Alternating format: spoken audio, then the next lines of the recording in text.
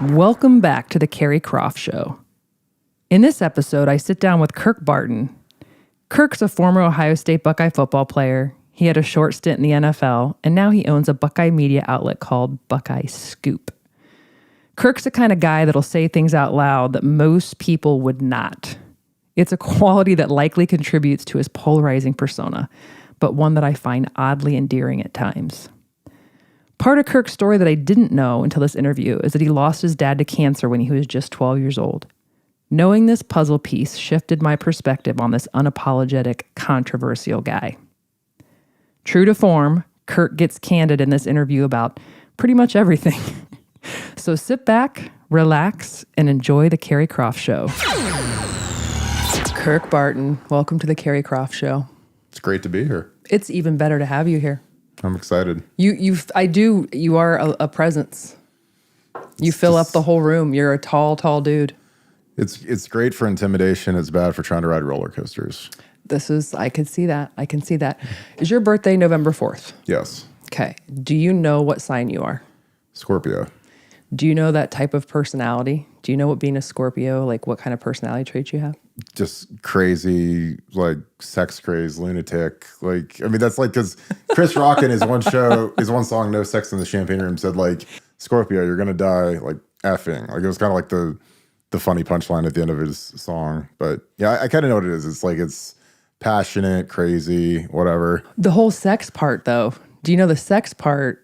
On the surface, it's like, oh, you're really sexual. But if you peel back the Scorpio, it's because they want affection and intimacy, and they're highly sensitive.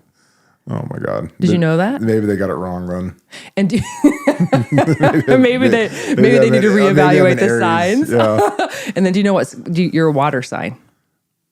There's water signs? Mm-hmm. I don't know. I have no idea what a water sign is. You're a water sign. You are sometimes misconstrued as a fire sign, but you're actually a water sign. You and Kim can look that up later. She'll be, yeah. But I digress. Yeah, I was going to say, I didn't know there were such things as a water sign. So yeah. Learned something. So have you been watching my show?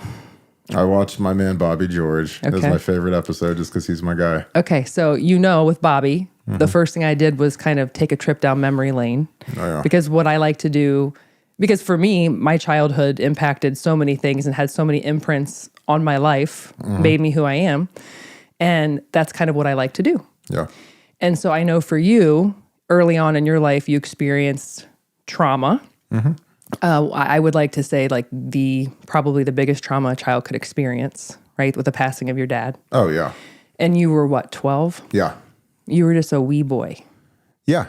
I mean, it's probably the worst, maybe mom would have been worse or both, obviously, but it's tough because like when you're the traditional nuclear family and it's dad's the breadwinner, mom takes care of the kids, and then the breadwinner dies, all of a sudden it's tough. And, and your dad is one of my heroes. I talked to him yesterday and, you saw what his career turned into. He became a monster and he's one of the greatest businessmen I've ever met. He was the CEO of Harley Davidson. He was the COO of Johnson Controls. Global monster, best operations guy in the world. And like, what if he would have passed when he was 39? Mm-hmm. What would he have become? Like, I mean, all that prime earning from 40 to 65 or whatever, you don't see that. You don't get that. And you've got sisters. And I mean, you guys, kind of, reaped some of the rewards of it, of the fact that he was really successful. But, you lose all that. So, but again, it's one of those things where I think that when there's a great tragedy, there's a great opportunity where it's like you have to learn how to grow up fast and harden up. And, like the biggest lesson I learned is no one's coming to save you.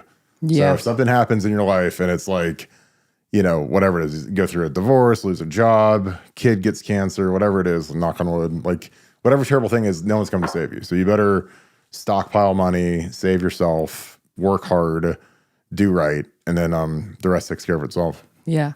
And you mentioned success, which is important. But going back to when you're 12, I mean, you're basically just hitting puberty then. You're just a little boy. Yeah. Your dad's gone. There's no one to throw the ball with. There's no one to ask questions to. I think it's those moments too, not just like what would my dad have become from a business perspective, but like what would our relationship have become? What would I have learned when I was 13, 14, 15. And that has to kind of be just one of the biggest voids that you could possibly experience as a child.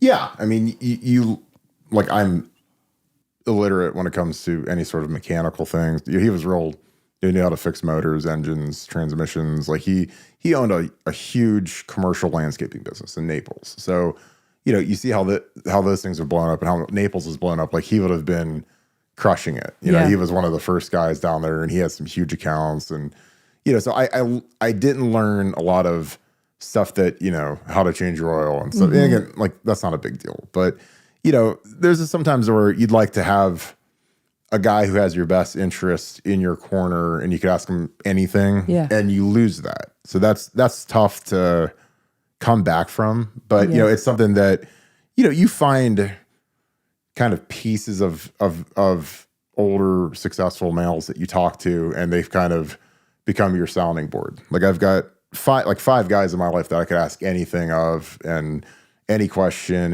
and I would trust their advice from just their wisdom and their experiences.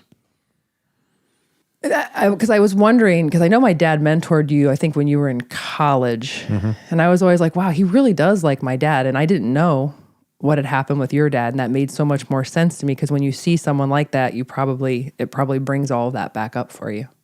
Well, yeah, I mean, he just is he's so like down to earth. Now, I mean, he also is, he was, I mean, he's the boss, and the boss hog. The boss has to do some hard things sometimes. And, when he took over Harley, I mean, it was about to be government motorcycles. They're about to be BK. And he saved the whole thing. And he did it by chopping heads off and by burning down factories that weren't working properly and building new ones. And a lot of the stuff he did wasn't popular, but it saved the company. And they went into a period of tremendous growth because of his leadership, his foresight, his, and again, like when you're a leader, you're not always going to be popular. Most of the time, you're probably not going to be popular because you're pushing people to do things that they're not used to doing, or to places that they're not used to being, and being more productive, being more efficient. And he was like masterful at that. Again, he was the first non-Harley or Davidson family member to run Harley Davidson. So you're stealing all my thunder for my podcast. I mean, I don't even have to have him on in April. Well, I'm just saying, it's like, so like when you're that, because like he literally said, I was the best operations guy in the world, CEO of Johnson Controls, best operations guy in the world. So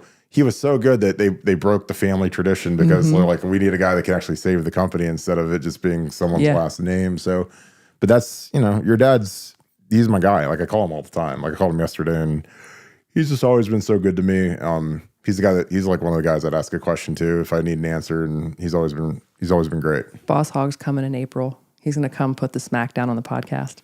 That'll be great. So when you and I were talking a couple weeks ago, and we were talking about your dad and your experience, something you said that really stuck out to me was, I don't know if I would have been as successful in my football career had that not happened, because I had so much anger. So your dad passes away. You're 12. You're moving on. When did you realize, like, I'm a really good football player? I mean, it wasn't until I was probably a junior, senior in high school, because I started going to camps, and you go to camps I went to Penn State, Michigan, Ohio State, and you go against guys that are names and you've heard of them before, and they're rated really high, and you beat them, or you're as good as they are, or you're better than they are. That's when I got more confident, because I just kind of, because back in the day, there wasn't YouTube, internet was kind of limited. So recruiting was very limited. There was a couple database websites, Rivals and Scout.com. And, you saw guys and heard of guys, but they weren't all, they were cracked. That's a bit, it's like kind of like if you like did the CrossFit games and you watch all these people on the Netflix show and you're like, man, they're amazing. Then you go and sign up for it, and then you're like shoulder to shoulder with them, running with them, beating them. You're like, wow, I can do this. Like, I mean, you think that people are like they're on some sort of pedestal because you've just heard hype about them. Then you go against them and you're like, yeah, they're not really that good. I could be every bit as good, if not better. And I ended up better than most of them. Do you think you always had a chip on your shoulder? Oh, always.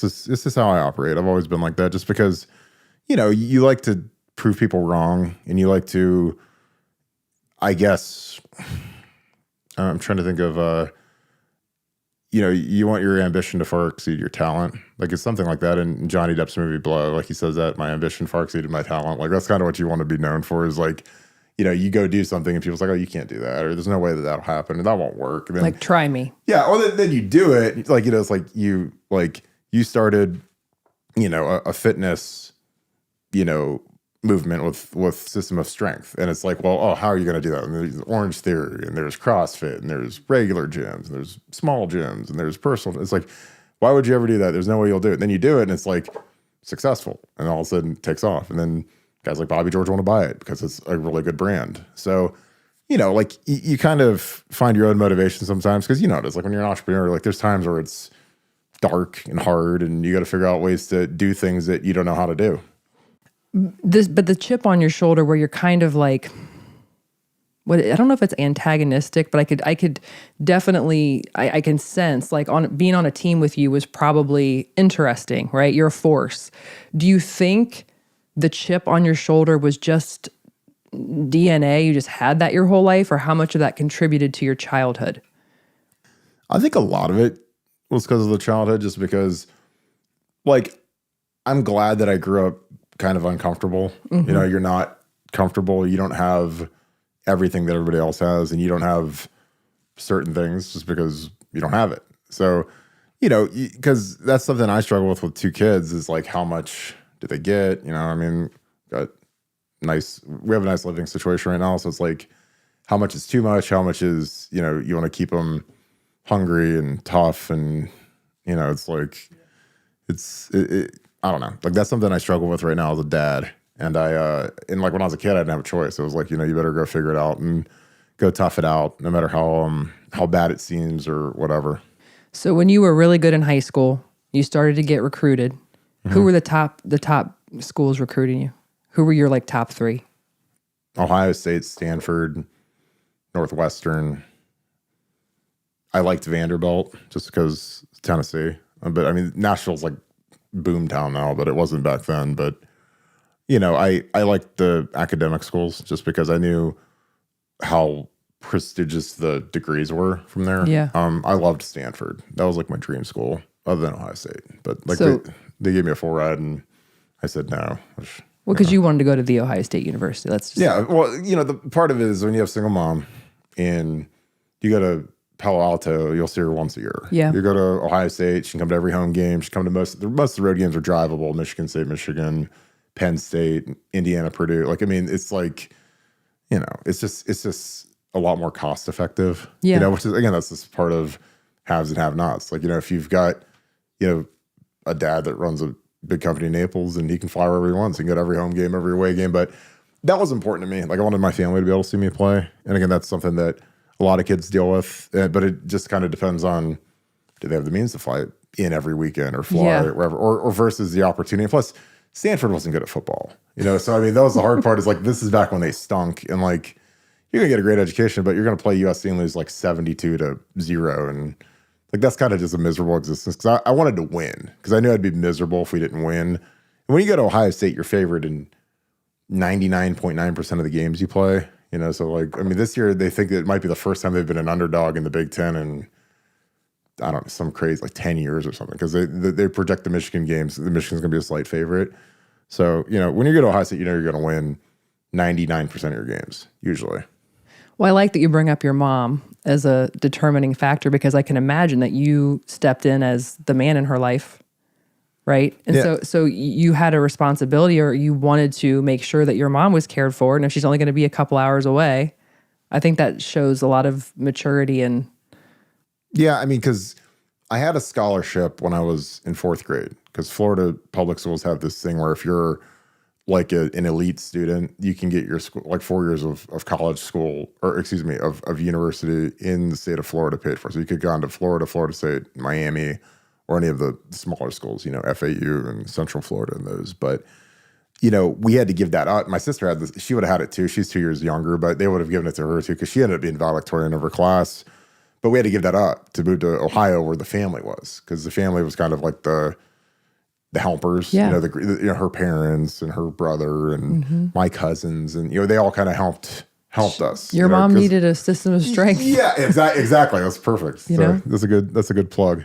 But it was just, when you're in Florida, you don't have any family, and it's just like you have friends, but friends aren't the same as family, and people, when you go through something traumatic, like someone passing, and then you've got this kind of screwed up family where it's a mom and brokenhearted and 2 kids, like people eventually don't want to, I mean, they still want to come around and ask, but it's kind of like one of those things just like, like if I can go out and have dinner with my family or go see these sad people that have lost everything, like, I'm just going to go have dinner and kind of pretend they don't exist. And again, that's just human nature. Like I don't blame anybody for that. Yeah. But that's just, like when someone's suffering, like how often do you want to be around it when you've got your own problems and your own issues and whatever? So it's just as the world turns. Yeah, exactly. Like, I mean, people, this is kind of how it is. Yeah. Okay. So you choose Ohio State. And was it 2003 to 2007 that you played? Yeah. Okay. So let's go back and think about the first time you put that uniform on and got to run out. Was that a moment? Because I wish I would love to just put the uniform on and be able to run out at Ohio Stadium for a home game. That would be like bucket list for me. Do you remember? Was that like the adrenaline? Was that amazing? Honestly, the only thing you think of, because it was a grass, is just don't fall. Don't fall. That's the only thing you think of. Because when you're a freshman, and I was redshirting, so I wasn't playing. So it wasn't the same magic that you normally think of when you run out of the tunnel. When you're not going to play. I mean, the whole extent of your physical activity when you redshirt is running out of the tunnel. You got to run like 40 yards and then you're done for the day. So it's like, the biggest thing is you just don't fall. Don't be the idiot that falls. Don't get trampled. When I got better the next year when I was a starter, I was at the very front of the thing. And people were like, it's because you want to be on camera. I was like, no, it's because I don't want anyone in front of me to fall down and then I fall on them. Yeah. So it's like, because, if you're running and you have the choice, like if you think of like a marathon or a pump and run or whatever, if you had the choice of either running in the front with nobody in front of you or in a big giant clump where there's people all around you, of course you want no one in front of you because you don't want to trip and fall. That's literally all I ever thought of when I ran out of the tunnel is don't fall down. Don't fall down. Don't get bit by the turf monster. And because people fall down it seems like every week just because, I don't know. But it's I know it's exciting and people dream of doing it, but I just man, I don't want to fall. It does look very glamorous. I just don't want to fall down. That's all I thought about.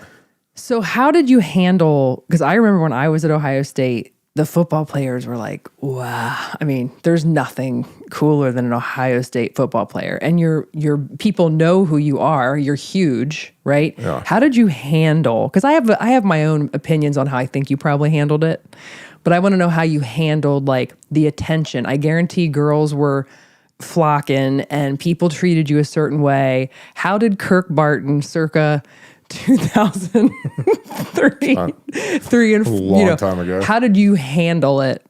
And there's no wrong answer. I mean, I would have handled it horribly.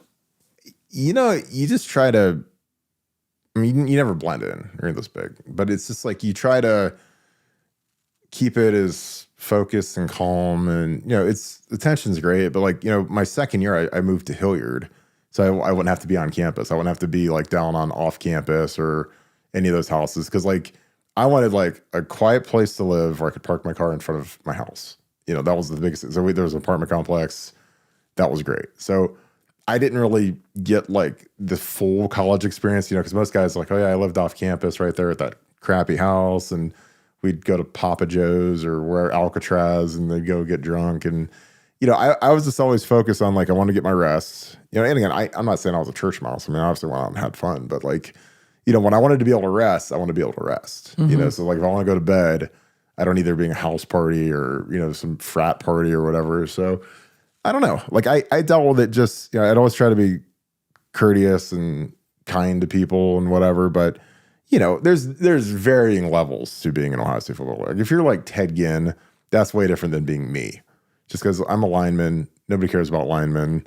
You're big, that's great. But if you're Ted Ginn, and everybody's hounding you and chasing you and taking photos with you. Thank God, camera phones were just starting to become a thing. But, if you're Teddy or Troy or one of those guys or CJ Stroud or a guy that's a recognizable face because his face is always on TV, then that's a whole different ball of wax than being me. 85% of the team, people don't know who they are. but they're really good skill guys. People obviously know who they are. And now it's an even different level because these kids have so much money, so they're flossing. They're wearing Moncler and Balenciaga and stuff to class, and like different world. Yeah, they stand out a little bit different now. Yeah. But no, I just always try to like just be nice, and I always would gauge like the first day of class when I go to a class. Does the professor hate football players? And there would be ones I could tell right away that this is going to be a long class, and I would try to switch professors. Like if it was like, English 900 or whatever, or one of my history classes. Like if I knew that he was going to hate football players, I would try to switch. I try to keep the same class, but just to get a different professor. I did that a few times just because there's some that just hate football, and you're just like, why would I fight this fight when I know that if it's a C- or a B, B- or a C+, I'm always going to get the lower of everything.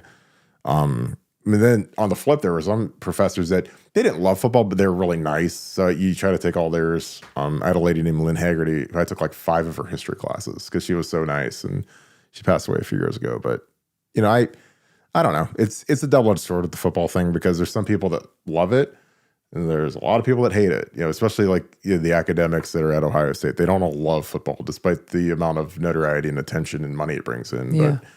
But they'll take the donations though. Like if you're like the College of Arts and Sciences and you're hosting all your mega donors at the Ohio State Michigan game, like they'll take the money from that experience because that's kind of what they peddle. They say, well, if you donate here, then you get this. You get to go on the sideline, or you get to sit in the suite, or you get to do whatever. So, did your career at Ohio State go like textbook? Is there anything you look back on and think, God, I wish I would have done that different? Or whether it was interpersonal relationships or a play or anything you look back on and it kind of haunts you? Well, I mean, obviously we lost 2 national title games. So that was like devastating, terrible. But did you cry? No. I cry when someone dies. I don't cry over a game. And again, I'm not trying to be like Mr. Hard Guy, but it just, it sucked. And I mean, with Florida, I mean, we were out of it. It was 41-14. So it was just kind of like, by the end, you're just like, God, I'm glad it finally ended and they didn't score like 100 points on us. I was at that game. Oh, I'm sure. No, everybody who's ever heard of Ohio was at that game. And I've had to explain what happened. And like, I honestly don't know. We just didn't play well. We played poorly and we ran into a buzzsaw. And it happens. Like it happened when we played Bama in 2020. I'm sure you're at that game. And like, you're like, oh, we're going to go play Bama. And they beat us like 52-14 or whatever it was. And it happens sometimes. Yeah. And again, that's the thing about like when you play football, like everybody gets whooped. Nick Saban's been whooped plenty of times. Like, I mean, he lost the national title game to Clemson, lost to Georgia. So it's just part of the game. But you always want like the perfect career is national title, All-American, draft pick, and so I got 2 out of the 3, which was good. But you always want to win the Natty. That's like the thing that everybody wants to do, but it's hard. I mean, God, we've won 2 in like 50 years. Since 1970, we've won 2. So it's like, if that's your bar, you're always going to be disappointed. Now, there's going to be 2 years, you're going to be euphoria, but it's tough to do. Now, you're speaking of being drafted, your NFL career wasn't very long, right? No. What happened there? I bounced around. I had a bunch. I mean, I tore my hamstring my second year. I had all these weird injuries. I hurt my knee at the Senior Bowl. And again, I probably just wasn't good enough. Again, like if you can have a million injuries, but if you're good enough, you're good enough. But, it's hard because when you go to the NFL, it is a business, which, everyone always says that. But it's like you're not playing for people that you care about anymore. Like when I played at Ohio State, like I really cared about Jim Tressel and I cared about Jim Bowman and I cared about, Ohio State, the people that support Ohio State. My best friends like Anthony Gonzalez and Troy and Ted and TJ Downing and all these guys, AJ Hawk, guys that I really like, you feel like a duty to them to strap up and play hurt and shoot your foot up with, painkillers. Like I had a broken foot in 05 and I missed like 2 games, but the rest of the time they just shot it up and I played on it. And it hurt. But, at the end of the day, you're the best option, even if you're out there hurt. But, when you go to the NFL, like that all kind of goes away. Yeah. It's all like independent contractors. It's all kind of mercenaries. So like you lose that, like you're not going to go to the wall for your head coach in the NFL like you do for Jim Tressel. Like Jim Tressel's like your dad. Like the guys that are, at whatever team you're on, they're just kind of like, they're like your managers. Like you're not going to do the same things that you do for your dad that you do for like a manager. You know, this is kind of how it is. But I'm not saying there's anything wrong with that. Yeah. And again, this is different. It's not an alibi, but you know, when you really are like motivated to play for others, like, because money never mattered to me. Money was, you know, obviously the NFL is amazing and all that, but it's like, you know, when that's all you're playing for, it kind of, I don't know, it's not the same as when you're playing for your buddies and your school and that type of thing. I'm going to call you on this. Money never mattered. Well, I mean, is that true? Well, you know, it does. I mean, obviously you don't want to live under a bridge, but it's like, you know, I've just always like found out like when I just chase happiness and I'm happy, it's better than just chasing dollars. Yeah, but so you get the opportunity though that 99% of the world doesn't get, which is to go in the NFL and have a couple of years where you get paid more than some people get paid. And you know, so did you have anyone in your life saying, Kirk, this is a finite amount of time, save this shit and invest it? Yeah, absolutely. Or did you go out and buy like a Lambo and like act like a weirdo? No, my first car I bought, I paid for in cash. It's like 15 grand. You were smart. You were smart about leverage that. I never spent money on like anything until you weren't flossing until I had a real job. Yeah. Well, I mean, like with my career, as much as I bounced around, like I never could buy a house. I was staying in like extended stay hotels and renting cars. Like when I went to San Francisco, it was cheaper to rent a car than it was to ship my car out there. So I just rented like a Toyota Yaris. So that's the opposite of flossing. That's like, you know, the worst car in the universe. I get literally the cheapest car. And I'd get like a 3 or 4 star hotel that was close to the facility and stay there because I didn't want to sign a lease because I had to break a lease when I got released by Miami. It was kind of a procedural thing. They wanted to bring me back on Monday. They released me on a Friday. They had to sign a guy to play that week at fullback, and I ended up getting claimed on waivers. And if you get claimed on waivers, you have to go to the new team. You can't say no. I want to stay in Miami. It's like no, you have to go to the San Francisco 49ers. So, you know, I'm like, I got an apartment down here. I got my girl at the time down here. We had our cars down here, our dog. And it's like, I was like, well, do I have time to pack? And they're like, you got to be at the airport in 4 hours. And move to San Francisco. Like I was never back in Miami again. Like, so you got to leave everything behind. So I don't know how you do it if you don't have like a girl or your mom or something. Because like, you know, I literally would have to leave my dog behind. Like, what am I supposed to do with my dog? Like, just leave him there? You know, I can't take him to a hotel in San Francisco, but that's like kind of that's the part of the NFL people don't see, like on the bottom end of the roster. It's not all Tom Brady and, you know, the top. There's a lot of guys that are just trying to make it, and it's a grind, you know. And again, I enjoyed the NFL. Like, I mean, again, it wasn't a long career, but I met great people and I had some great coaches and great experiences. And, you know, you start off your life, you've got a chunk of money, you're debt free. You know, got my little cheap car, a little Monte Carlo, you know, it was paid for in cash. And I was scared of having a car payment. So I just paid for it in cash and it was done. So when you left the NFL, I can imagine there could be potentially some sort of life crisis because you're at Ohio State and you're living that life, which is very privileged. And then you go to the NFL, which is amazing, and you're identified as this football player, and I'm sure you get treated a certain way and you feel a certain way, and then it all goes away and you have to figure out who Kirk Barton is post football. Was that a big deal for you? Not a big deal? How did you transition into just being Kirk? Well, I started volunteering for Tress because I asked him if I could be a quality control coach, you know, which they make $2,000 a month or whatever. So it's not like it's a big ask, but he's like, here's the deal. I'm going to have you volunteer for free for 3 months. And then, if you're good, we'll keep you. And I was like, great. So like, as soon as I was done, I was on staff at Ohio State in like a volunteer capacity, but I was like basically helping with the offensive line, helping run the scout team. So there was no like, what am I going to do next? Because then I got the idea to become a GA because a graduate assistant can actually coach on the field. And then I wanted to get my MBA paid for. So I went to night school at Ohio State at Fisher, got my MBA done while I was coaching. And then, you know, when I was done with my MBA, it was either stay in coaching or get into business. And I picked business because I like I just like the quality of life. I mean, and again, you have to work hard at business, obviously. You know how much your dad traveled and all that. You know, the higher you get up on the food chain, you got to go hit the jets and do your thing. But I liked business more than coaching. Coaching is tough on families. Obviously, the biggest thing about coaching is obviously the salaries have exploded. They make a ton of money now, but it's not great for your family life generally. I think that most of the families suffer in coaching, and I could be dead wrong. Maybe everybody's loved it, but that's kind of the thing I've always gotten, where you're kind of like a widow. You're like a football widow. That's like a big term, and I like being able to do stuff like see my kids. Like I don't want to miss anything in my kids' games or any of that. And when you're in football, like it's such a rigid lifestyle that you have to miss it. If they're playing on a Tuesday and you got a game plan or whatever, you're at the office till 10.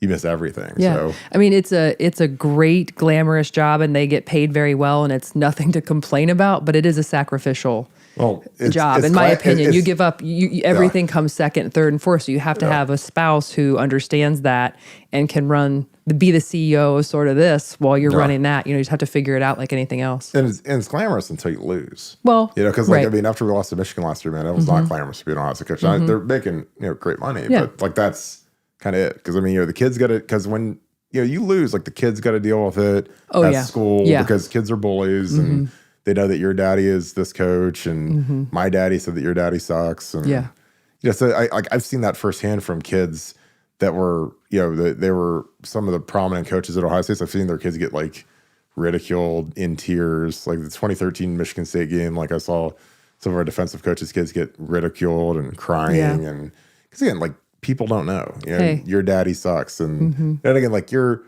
dad was prominent, super intelligent, did fantastic, financially in his career, but like, I don't think that you got harassed if he screwed something up the way that like a coach does. No. So, and I'm sure he screwed up a million things because I mean, when you're making big decisions, like they're not always going to be perfect. You're not God, but that's this. I like business. I actually like privacy. Like people don't like. I just love.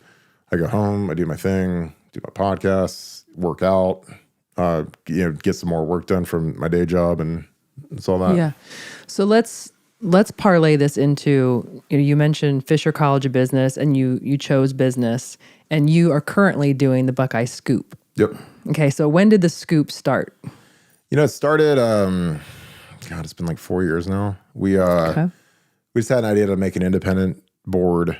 And we thought that, we kind of scoped out what would be the model, and it's been great. I mean, obviously we've had a few transformations, but it's just been fun. Like it's fun. It's fun owning something and growing something and knowing that you directly reap the rewards as opposed to working for somebody else. Like you always work harder when you own it.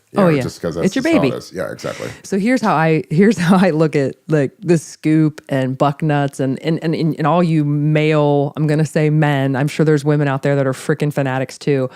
But I feel like when I watch like the Real Housewives of Beverly Hills or whatever, that's my fix. I feel like you guys have your own form of like reality TV. Like it's your own soap opera or something. And so what I'm trying to figure out is the only thing I know about Bucknuts is from my dad. And my idea is just that it's this place you go and it shows you like who's getting recruited or whatever. So help me understand, like, do you guys do the exact same thing, or how do you differentiate and compete, and like what, like, do you want to find out who's getting recruited before them, and like how does that all work, or am I over like sensationalizing it? No, I think that's pretty accurate. There's always kind of like a scoreboard of who breaks what story, how important is the story. Like there's two very prominent NFL insiders, a guy named Adam Schefter, a guy named Jay Glazer. Schefter works for ESPN. Glazer works for Fox. They both break NFL stories. And ESPN literally keeps a scorecard of, does Schefter get it? Does he get beat? Like, it's part of his compensation. Like, how often is he breaking news stories? How significant are the stories? Because not every story that you break is significant. Like, if it's like something, like a coach gets an extension or a raise or it's an assistant coach, like nobody cares. But if it's like I broke that Quinn Ewers was he was going to reclassify and come to Ohio State. And that was a massive story. We broke, my partner broke that USC was going to join the Big Ten. Massive story. I mean, that's a groundbreaker. We have a guy now that is like at the forefront of all the expansion talks. We actually had a thing today about Oregon and Washington, really getting close to joining the Big Ten. So We want to break news. We do it in a thoughtful way. We don't like to go with bad news. So if a kid tears his ACL or a kid fails a drug test or a kid gets arrested, everybody else can break that because we're not in the mood of breaking that kind of stuff because we just don't care. And again, like we kind of always try to keep positive. So we don't, if a kid, transfers or whatever, like, I mean, that's okay stuff, but it's not positive is always better. Kid committing is great.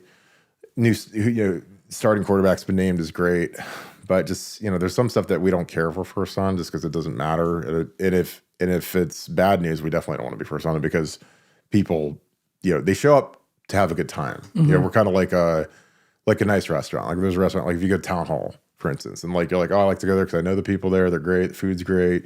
Vibe's great. It's kind of like a digital version of a country club, so to speak. Okay. So if I Google Kirk Barton, I can see some things that have happened in the last couple of years, right? And I would like to give you the opportunity to discuss this in your own words and what you feel like, from your perspective. So my understanding is that you and I don't know if it was the other guy, what's his name, Nebraska, what's the guy's name? Wait, do we not talk about him? Nevada. Okay. Should I call him his real name? No, it's called Nevada. Nevada what? Buck. Okay, so you and Nevadabuck, okay, you're partners. And something went down where you were walked off the field, the practice field, and potentially lost your media credentials. So for me, and I know nothing, so this is what I want you to help me understand. If you lose your media credentials with Ohio State, does it really affect what you're doing with the scoop? Or how does that, because I would think, well, shit, I can't go to practice. I can't see this stuff now. Yeah. How does that impact the situation? Well, I mean, you have to understand, like, what is a practice when the media is able to actually go to practice. So the media probably gets to go to practice 3 times a year, 4 times a year at the most. And generally when they're allowed to be out there is like the beginning of practice where they specifically don't show anything. So it'll be like stretching period, or it'll be like, just some innocuous punt drill or something. So they never get to glean anything interesting from it. And, I've never been credentialed. None of my partners have ever been credentialed. People that work for us have never been credentialed. We just don't think it's valuable to the business. And that's the thing about what we do is we're about, breaking news. We're about inside stuff. And, I don't think the credential is valuable. So it doesn't matter. No, it doesn't matter at all. There's sites that are credentialed that have no following at all. Does Ohio State look at you and or any of your competitors like a pest? Is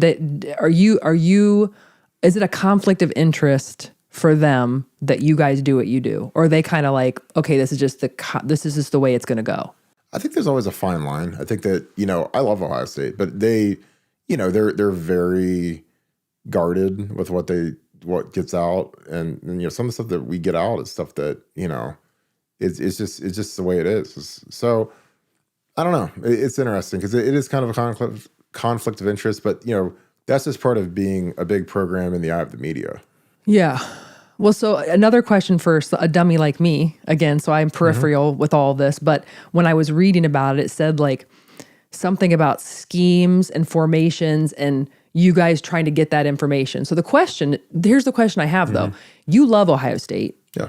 So what would the benefit be if you did see like a new scheme or a new play or something? You wouldn't like put that on the scoop, right?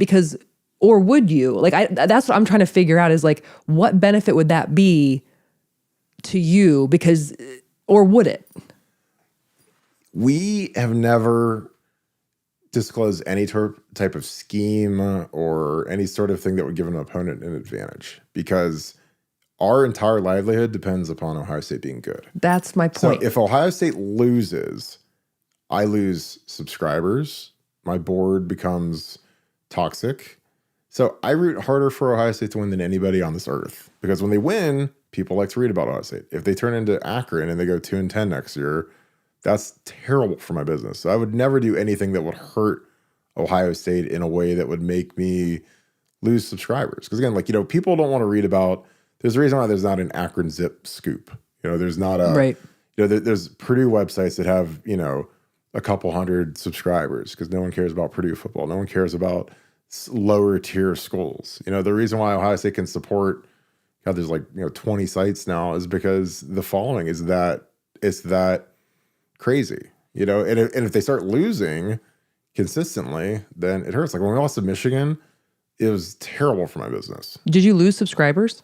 Of course. So is your subscriber base, like, are you allowed to say how many subscribers you have? Or is that kind of like a thing you don't talk about? It's confidential? Yeah. Because then I could just figure out how much money you make. I can say, okay, what's the subscription? How much does it cost to subscribe? $12.99. $12.99? Yeah. And for a year, it's $139. So you get like a year free. And you have no overhead. Well, I mean, we got to pay for our site, hosting. But that's not a lot. Domain, I mean, that's nothing tech. though. Yeah, I feel like the margins for that kind of thing is really good. It's more expensive than you'd think, just because we had to buy a bunch of equipment. We had to build the site. That was expensive. That was way more expensive. But we did too. I have a digital studio. I feel like the margins are just crazy. I mean, do you want me to look at your P&L, Kirk? Do you need a consultant? Well, here's the thing. Is like, I mean, we have talent that we have to pay. So so it's like, you got to have good people working for you. You got to have people that bring in. The biggest thing is getting great information, because that's what we deal in. Plus, we deal in community. Like we have a great community, which that's the best part is we're heavily moderated. So it's not a burn board. It's not crazy, and like a lot of those places aren't moderated the same way. So here's my question. So some of the stuff on Google that's trying to paint a picture of illegal activity or being shady or whatever. What do you say to that? You just call bullshit on that, or do you say like what part of that do you own? Do you not? Like what's your overarching sentiment? It's all been exonerated.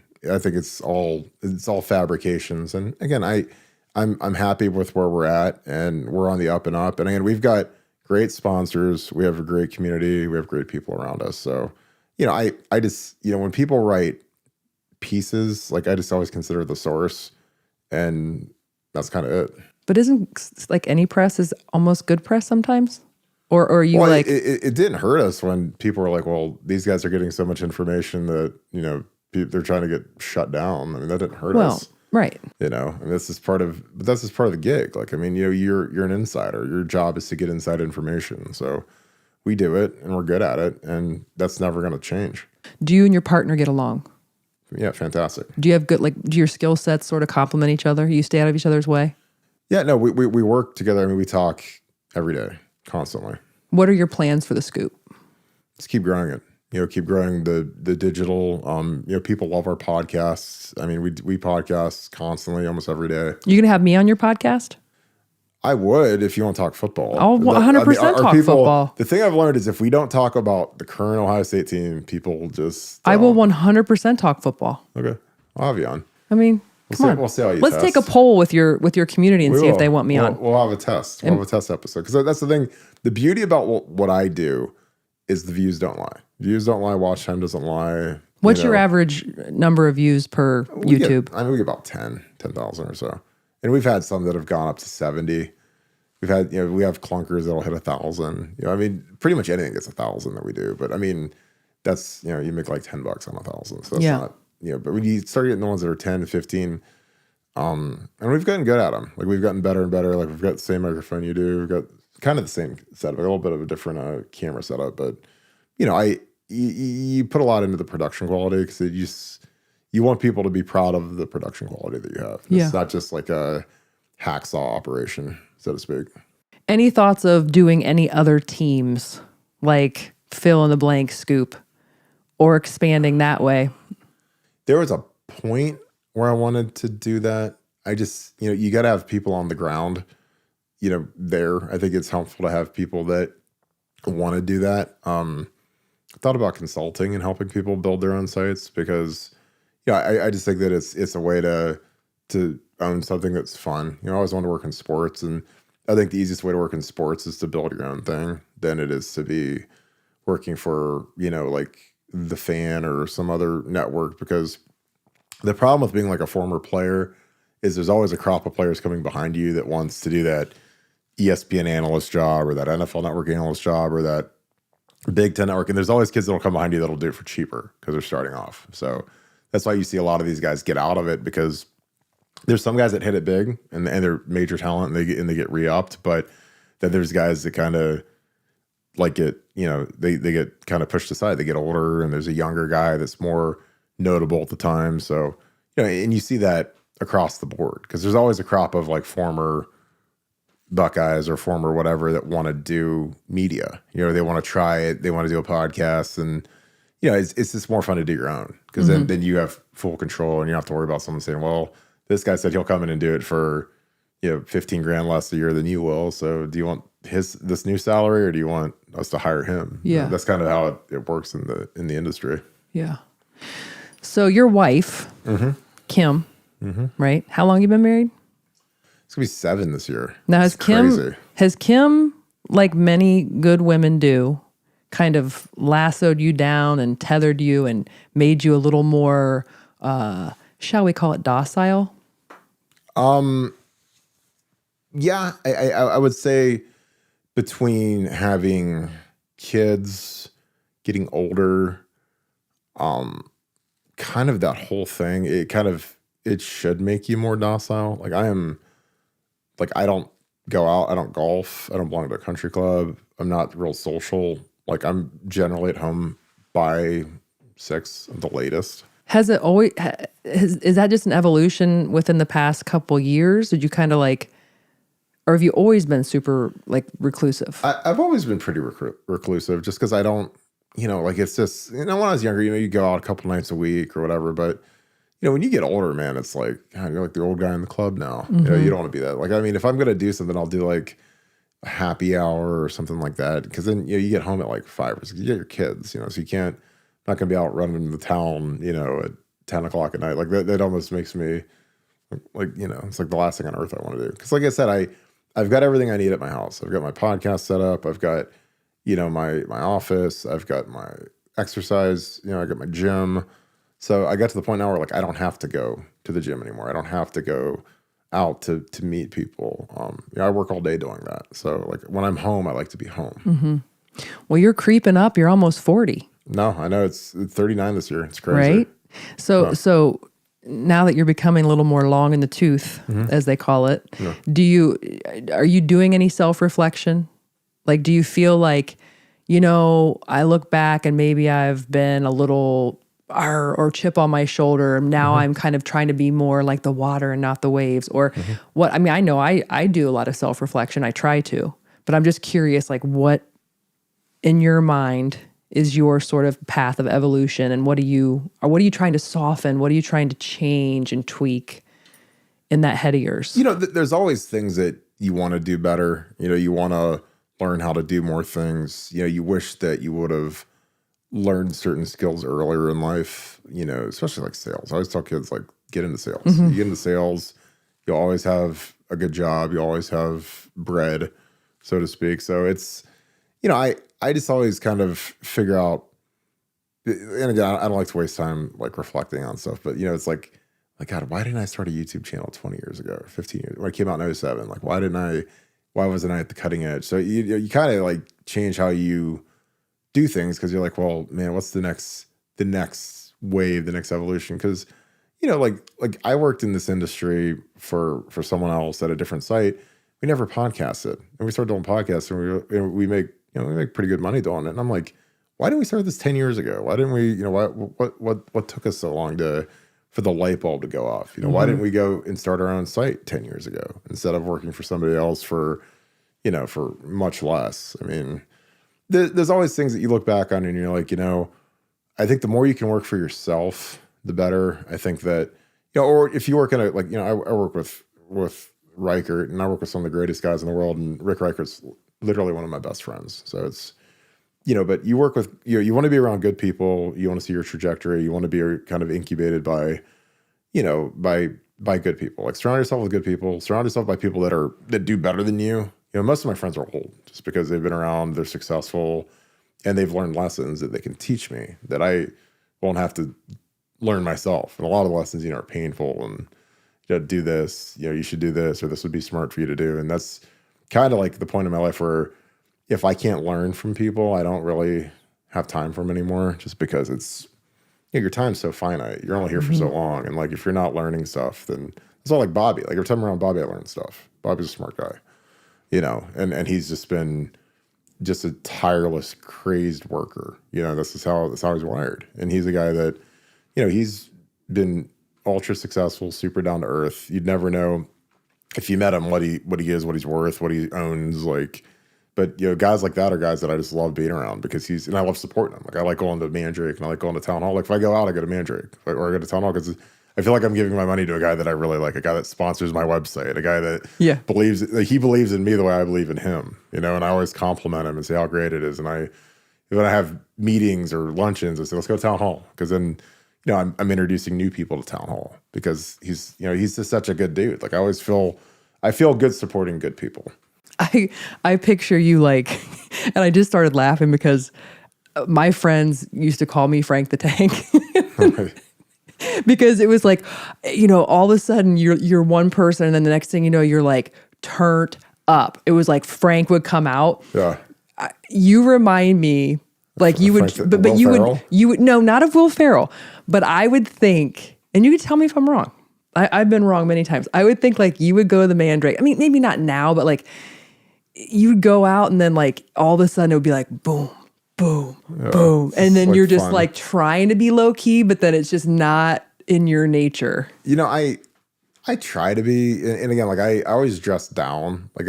I'll wear this to Mandrake. I'll wear a hoodie and like showers, like flip flops and mesh shorts. Like I look ridiculous when I go out because I'm not like trying to look glamorous or look like all bougie, but I just kind of get in my own little world. I just kind of chill, relax. I always love seeing the people that work there because I know them. Like I know the guys, the GM there, they're great people. And like sometimes like when you work like crazy, like, you want to cut loose and relax a little bit. And that's just part of the gig. I mean, you want to have fun. I generally do it out of town more than here just because, it's just, I don't go out in Columbus very much. I really don't. I'm almost 40. Like, I mean, come on. What are you doing? Like, you go out, you're just like, oh my God. Yeah. Well, you've gotten yourself into some trouble being out, though. Bopper night. Yeah, that was and we can keep that in or we can take it out, but it's out there. That all got dropped. I know, but got dropped and it got expunged. So make sure you put that in bold. No, I will. But you know what we should talk about because before you explain this to me, when I saw the video. Yeah. Well, let's back up first of all, just discuss what we're talking about. So what was it right before COVID? You were at the Bogey. Before COVID? Yeah, I guess it was it? I don't know what year it was. It had to be like 18 or 19. Okay, so it was, a couple years ago, but you're at the Bogey, enjoying some beverages, having a really good time until you weren't having a good time. Yeah. But then, you're like, well, I'm so big. I got in the car so you can explain it, but it looks like you kind of just really didn't even mean to do like, to put, hit the cop or whatever. No, of course not. Like the last thing you do in life is mess with a cop. Mess with a cop.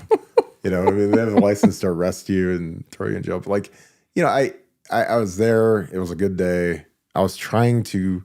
My wife calls me and says, "Hey, dinner's up. Get home." I Ubered there, being responsible. Ubered. I was going to cab home, responsible. Not so. And I get in this cab and like I go to like turn my arm and like I swing the door shut and it bounces off this guy's arm and it was a cop and I was like, I didn't see that the guy that was the taxi cab driver had my license and he couldn't read it, like literally because his eyesight was bad. Because I said, hey, just put my my address into your GPS because he didn't speak good English. So I was hoping he could read English and type it in. And he hands it to the cop because he can't see it. And then the cop like puts it like this and like he's got his arm in the door. And the whole time this happens, I don't see it because I'm trying to reach for the thing. And I go to slam it and it bounces right off of his arm. And I was like mortified. I was like, what are you doing? And then like, it's just like the end of days. And then when you're in that situation, you just give yourself up and of course. I mean, because that's like the thing is you don't struggle. You're Prince Charming at that point. You just sit there and you go through a little bit of a trial there, but it ended up fine. Like I said, all the charges got dropped. Well, but the media, as with anything, they're like sharks with that stuff, right? So Kirk Barton. So I remember seeing it. Like I'm like, Dad, Kirk was at the Bogey. What happened? And I'm like, wow. And you saw it on the video, and then to hear you talk about it, like it's like, well, shit. Like I Ubered there. I was being responsible. Like wrong place, wrong time. But then you were in jail for 3 days. Oh, it was amazing. And I was there from Friday, Saturday, Sunday, got out Monday. And, you know, if people haven't been to county, and again, it was Delaware County, so it wasn't like hardcore stuff, but you know, it's not fun. And like anytime I tell people that, you know, when people get sad and depressed, I'm like, just go spend a weekend in county jail and you'll never be sad again. I know you told me I haven't been sad since I got out. No, because my guy's like, I can go eat Chipotle and I can go watch movies and lay in a bed that's comfortable and I have nothing to be sad about because I could be in county right now. Because I did that and I was like, I think every teenager that gets sad and depressed and go spend a weekend in county. And it can't be like something that you plan for. It's like, no, they just got to snatch you and put you in there for 3 days. And then that'll help. You'll get out of there and you'll be like, man, I'm never going to be sad again. I can go eat what I want and watch TV. And I have my phone. Because like, you know, people are so addicted to technology. Like you don't check your phone. You know, you don't, I mean, it's just like a different, you know, everything's taken from you. So it's just like, you know, time just kind of sits still for 3 days. Real talk. How much of your thought process during that 72 hours was consumed with the fact that Kim was going to kick your ass? Percentage. I mean, not a lot. I was worried about, is it getting out? Like, is it going to make the news? Because it didn't make the news until after I got out. So I was calling her every 6 hours or so in the can and, hey, did it make the news? Is it on the news? And then as soon as I get out, as soon as I get, you know, bailed out, it's on the news. It's on 5 o'clock news, 6 o'clock news, 11 o'clock news, YouTube, every website. So it was... That has to feel really weird. Yeah, I mean, it's just like, you know, and then you're just kind of, you know, how do you explain it to people? Like people are asking, people are, you know, like people were watching the video at my mom's work and it's just like, you know, I mean, whatever. They don't know what to say to her because they're all embarrassed. Because again, like people have been in situations before, but most of it's not public. You know, it's not played on the news. Like if someone gets like, you know, gets arrested or something bad happens, like it doesn't play out, you know, for that moment in time on the news. Now, granted, you know, it's like the next day, I don't know if LeBron went to the Lakers the next day, or there's like the next day, there's like some big story that gets washed away where nobody, you know, you think that, oh my God, this is all everyone's going to watch. And then the next day it's like nobody even cares. But, you know, it was just one of those things, you know, and again, like, I don't think you talk about size being an advantage of football. Like it's not an advantage. Like when you're out. No, I agree. People know, you know, they just wonder who you are. And I've had that happen over and over again when I've been out and it's like, God, it's going to be one of those. And so I do think you had a target on your back for sure because you're just very noticeable. And so if you are being at all rambunctious or seeming any type of way, you're going to be seen first and more than anybody else in the room. So I can totally see that. Yeah. How long were you in the doghouse with Kim? Not at all. I mean, she bailed me out. But she wasn't mad at all. I mean, of course you're upset because it's embarrassing, but it wasn't like I would have whooped your ass. I mean, I would have whooped your ass. Love them the most when they deserve it the least. Well, that's Jim Tressel. That's true. Oh, Tressel. Yep, Confucius. What do you think about Tressel? Doesn't everybody just love Tressel? He's the best. He is the best, to ever isn't he? do it. Of course. Yeah. The best. That was a hard thing that happened with him in Ohio State. It's brutal. Yeah. Permanently changed my image of Ohio State when I went down. Really? What did you? I was in the room when it happened. Like you were? Yeah. I was working there. Grad assistant. Is there anything you can share about being in the room? It was tough because you're sitting there and it's like, you know, I mean, we knew something was coming. We didn't know what.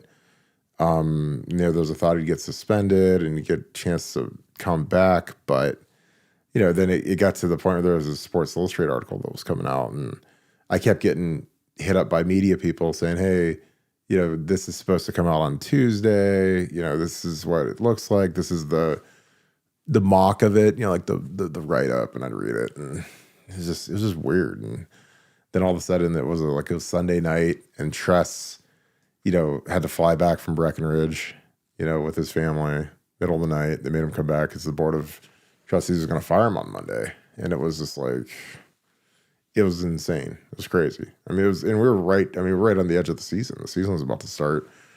So it was a couple months out from the season. It was tough. Mm-hmm. He was one of my favorites, actually. Yeah.